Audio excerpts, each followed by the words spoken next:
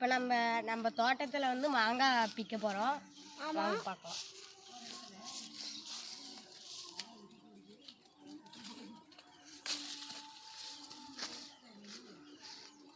நல்லா பழுத்து இருக்குது, சாஃப்டாக இருக்குது.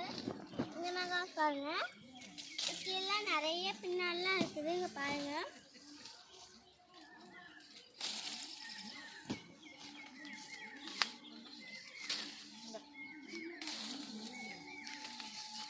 ஓரளவு பழுத்தது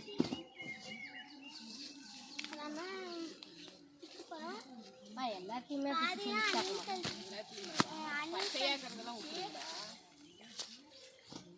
பழம் வாசம் எடுத்துக்கிச்சுன்னா வந்து எல்லாம்